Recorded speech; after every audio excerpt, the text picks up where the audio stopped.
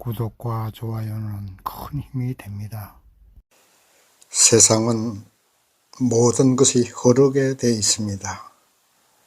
시간이 흐르면 역사가 되고, 우리의 삶이 흐르면 인생이 되고, 강물이 흐르면 바다가 됩니다.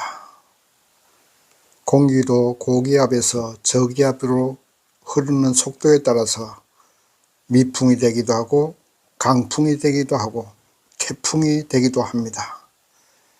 이렇게 무엇이든지 흐르는 것이 하나님의 창조 섭리입니다. 그런데 모든 것이 흐르는 것이 하나님의 창조 섭리인데, 이것을 인위적으로 흐르지 않게 하면 문제가 발생하게 됩니다.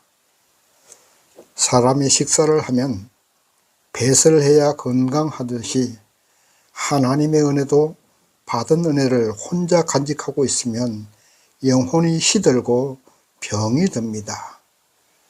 받은 은혜의 말씀도 다른 사람에게 전도해서 흐르게 하고, 받은 물질의 축복도 흐르게 해서 이웃을 위해서 또 굶준 자를 위해서 베풀어서 흐르게 해야 합니다.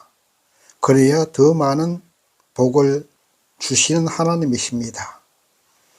오늘 본문은 하나님께서 유대인에게만 복음이 전파되고 구원의 문이 유대인에게만 열려 있게 하지 아니하시고, 이제는 이방인에게도 복음이 흘러가게 하시는 성령님의 역사를 기록한 말씀입니다.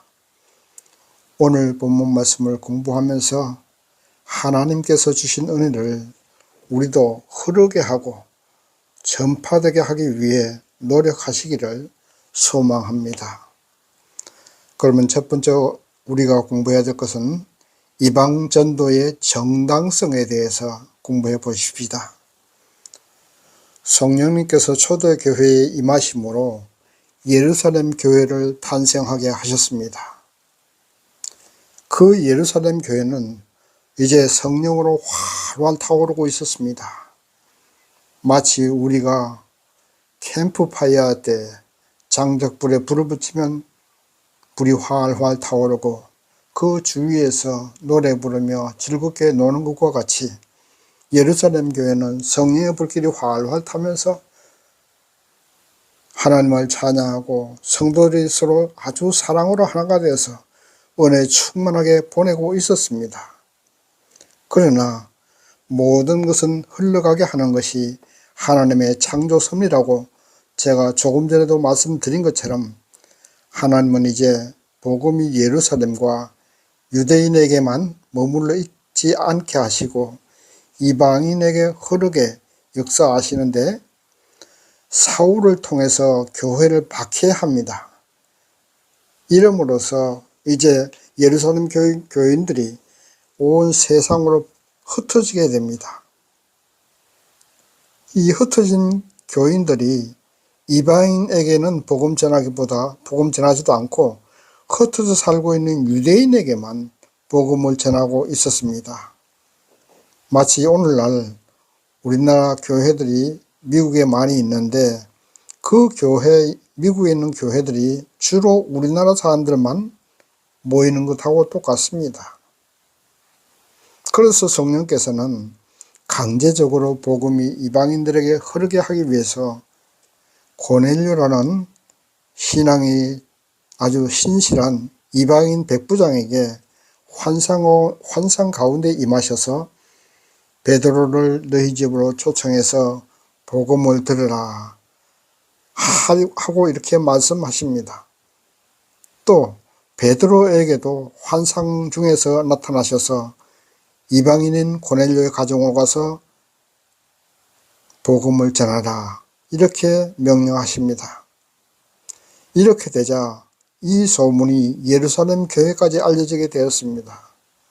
본문 말씀 1절 이하를 보시니까, 베드로가 예루살렘 교회로 갔을 때 교인들이 베드로를 힐난했다고 기록되어 있습니다.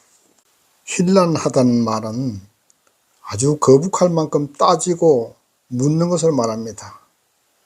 베드로에게 신경질이 날 만큼 조목조목 따지고 자꾸 꼬치꼬치 따묵게 묻는 그런 예루살렘 교인들이었습니다. 왜 그러냐 하면 이방인에게 복음 전하고 이방인이 성령을 들었다는 것이 그들이 도저히 이해할 수 없었기 때문입니다. 그래서 베드로는 전후 사정을 다 설명합니다. 성령님께서 환상 가운데 고넬료에게 가라고 명령하시니 그것이 하나님의 섭리고 성령의 명령이신데 어찌 내가 하나님의 창조 섭리를 거스리고 성령 하나님의 뜻을 거스르겠느냐. 고넬료에게 복음 전하고 이방인에게 복음 전하는 것이 하나님의 섭리이고 뜻이다 하고 설명하고 있습니다. 오늘 본문 말씀 17절 말씀에 보니까 내가 누구간데 하나님을 능히 맡겠느냐 이렇게 예루살렘 교인들에게 설명하자 이제 교인들은 더 이상 따져 묻지 못하고 그러면 이방인에게도 복음 전하는 것이 하나님의 뜻인가 보다 하고 인정하게 되는 것입니다. 이방인에게 복음 전하는 정당성이 이제 하나님에 의해서 인정된 것입니다. 여기서 우리는 하나님의 뜻이 무엇이고 성공할 수 있는 비결이 무엇이고 복을 받을 수 있는 비결이 무엇인지를 발견하게 되는 것입니다. 바로 하나님의 뜻은 흘려보내는 것입니다. 은혜를 받았으면 그 은혜를 흘려보내야 됩니다. 물질의 복을 받았으면 그 물질의 복도 흘려보내야 됩니다. 물질이 부족한 사람에게 하나님께 받은 물질의 복을 나누어 주어야 더 많은 물질의 복을 받을 수 있는 것입니다. 나 혼자 잘 먹고 잘 살겠다고 움켜쥐고 있으면 그것은 분명히 부패하게 됩니다. 가정에 물질이 쌓이면 부부간에 부정한 짓을 하게 되고 남편과 아내가 바람 피우게 되는 경우가 많습니다. 또 자녀들도 엉뚱하게 타락의 길로 나가게 되는 수가 많습니다. 약간은 부족해야 가정이 화목할 수 있습니다.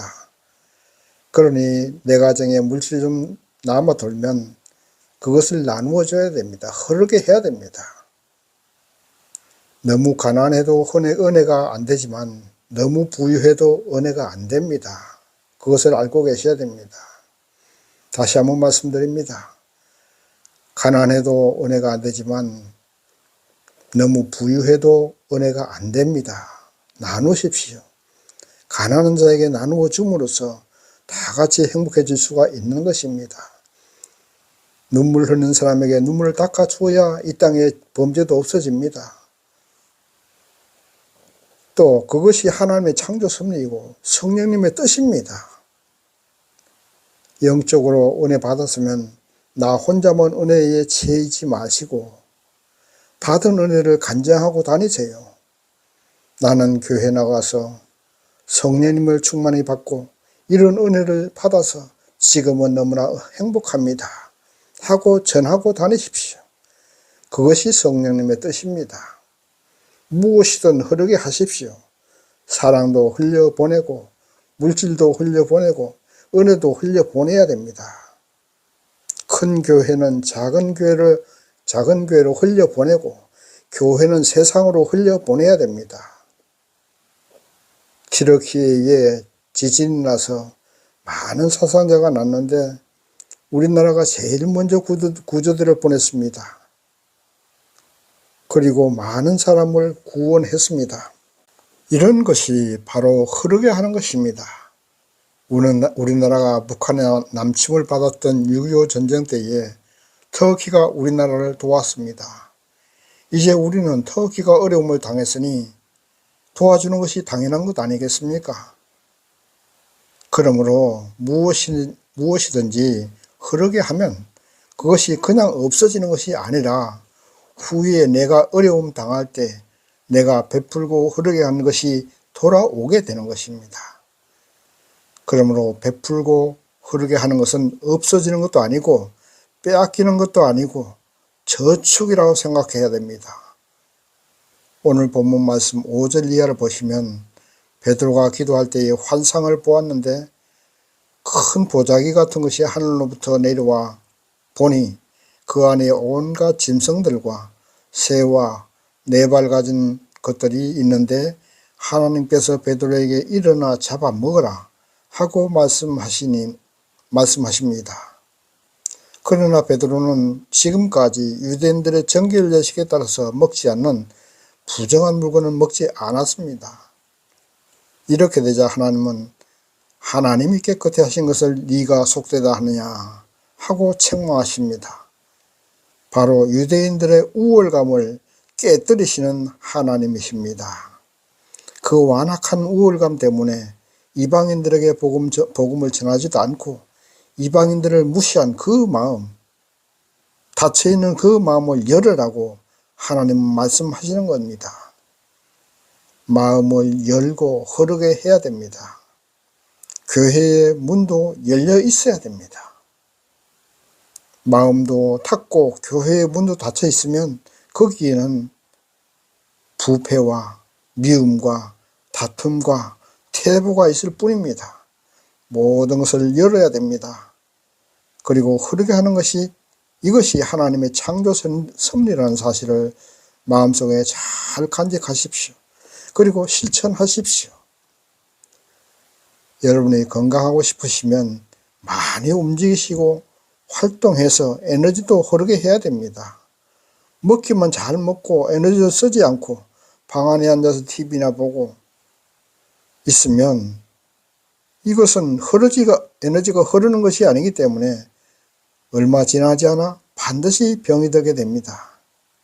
날마다 술이나 마시고 에너지를 쓰지 않고 흐르게 하지 않으면 틀림없이 병이 생깁니다. 활동을 해서 에너지를 흐르게 하셔야 건강합니다. 하나님의 은혜도 흐르게 하고 나누어서 전도해야 됩니다. 그것이 하나님의 뜻이라는 사실을 마음 깊이 간직하시기 바랍니다. 이제 두 번째, 이방인들에게 성령이 오신 것에 대해서 공부해 보겠습니다. 오늘 본문 15절 말씀 보면 내가 말을 할 때에 성령이 저에게 임하시기를 처음 우리에게 하신 것과 같이 하는지라. 아멘. 베드로가 고넬료에게 구원의 복음을 전하자 고넬료의 가정에 성령이 임하셨던 것입니다. 예루살렘 교회에 임하셨던 성령이 고넬료의 가정에 임하셨던 것입니다. 이제 성령님은 이방인에게도 복음을 전하게 하셨던 것입니다. 흐르게 하면 성령이 임하십니다. 다시 한번 말씀드립니다. 흐르게 하셔야 성령이 임하십니다. 이 사실을 꼭 기억하십시오. 우리가 성령 충만 받기 위해서 산기도도 하고 심야 기도도 하고 나무 뿌리도 뽑지만, 그래서 성령 충만 받기도 하지만 복음을 듣고 세상에 나가서 전할 때에 성령을 충만하게 받을 수 있습니다. 이것을 믿으시기 바랍니다. 가장 좋은 공부는 남을 가르칠 때 가장 좋은 공부가 됩니다. 남을 가르치려면 내가 먼저 완전하게 이해하고 터득했을 때에 가르칠 수 있습니다. 그래서 남을 가르치려면 그만큼 공부를 완전하게 하게 됩니다. 복음 전도하는 것도 그렇습니다. 내가 뭘 알아야 복음을 전할 수 있습니다. 내가 받은 은혜의 말씀이 있어야 하고 내가 체험한 체험신앙이 있어야 됩니다. 그러므로 우리가 복음을 전하기 위해서 성경을 더 읽고 또 더 공부해서 또 더 열심히 기도해서 내가 성령을 충만하게 받아야 합니다. 그래야 그 성령을 다른 사람에게 흐르게 할 수가 있는 것입니다. 성령 받는 비결은 가장 먼저 성경 말씀을 많이 읽고 많이 들어야 됩니다. 정독을 해서 그 속에서 주신 하나님의 은혜를 캐내야 됩니다. 보석을 캐듯이 성경을 음미하고 정독하면서 은혜를 캐내시면 분명히 여러분 성령을 받고 또 기도하게 되고 복음 전도하게 되는 것입니다. 고넬료의 가정에 임한 성령 충만이 여러분에게도 임하시기를 바랍니다. 그러기 위해서는 전하십시오. 전해야 됩니다. 베드로의 설교를 들은 고넬료처럼 여러분도 말씀을 듣고 읽으셔서 충만한 성령을 받으시기를 바랍니다. 본문 20절 말씀 보시면 스데반 집사가 순교하고 흩어진 성도들이 베니게와 구브로와 안디옥에게까지 가서 복음을 전했는데 처음에는 유대인에게만 전도하다가 안디옥에 가서 몇 사람이 헬라인에게도 주 예수를 전파하게 되고, 그러자 21절에 보시는 것과 같이 주의 손이 그들과 함께 하심에 수다 한 사람이 믿고 주께 돌아오더라, 이렇게 기록되어 있습니다. 이렇게 해서 안디옥 교회가 탄생됩니다. 그래서 안디옥 교회는 이방인과 유대인이 함께 모여 예배드리게 되고 주 안에서 한 형제 자매가 된 것입니다. 그 당시 안디옥은 인구 50만 명이나 되는 로마 제국에서 세 번째로 큰 도시였습니다. 당시 인구의 50만이라면 무척 큰 도시입니다. 그래서 이 안디옥 교회는 이제 나중에 사도 바울이 전도 여행을 할 때에 베이스 캠프 역할을 하게 됩니다. 안디옥 교회에서 출발해서 다시 안디옥 교회로 돌아오는 그 전도 여행을 하게 되는 그 안디옥 교회입니다. 이렇게 해서 안디옥 교회가 탄생된 것입니다. 자, 이제 안디옥 교회가 탄생되고 날마다 교인들이 많아지고 부흥이 되자 예루살렘 교회에서 바나바를 선생으로 파송합니다. 오늘날로 말하면 선교사를 파송한 것이지요. 그러면 세 번째, 이제 바나바의 성품이 사람 됨됨이에 대해서 한번 공부해 보겠습니다. 바나바가 어떤 사람인가? 어떤 사람에게 예루살렘 교회에서 바나바를 선교사로 파송했는가?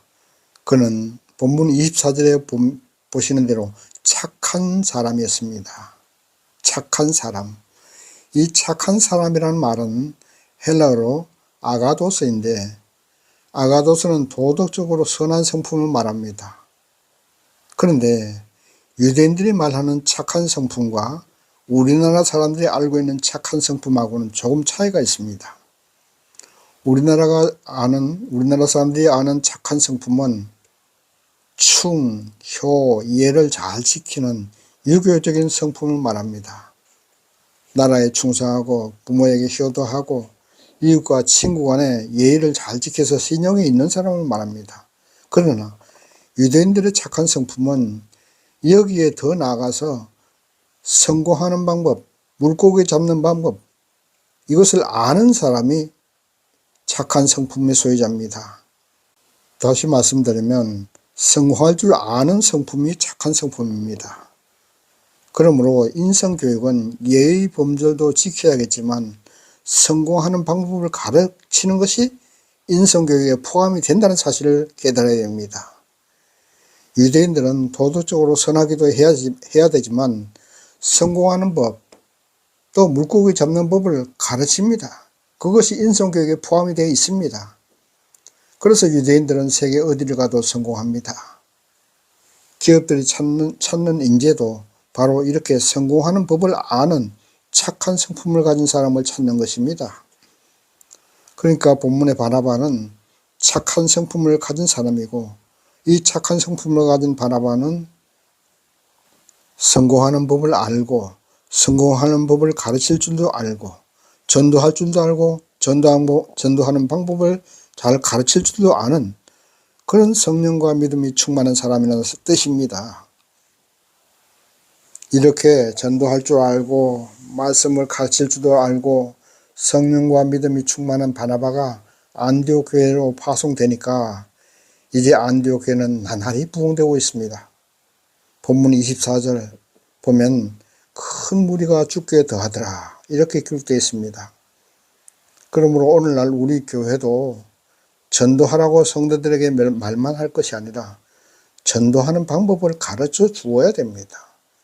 전도하는 방법은 가르쳐 주지 않으면서 전도하라고 하면 뭘 어떻게 전도할 수가 있겠습니까? 그래서 제자화 훈련이 필요한 것입니다. 교회에서는 더 많은 교육을 해야 됩니다.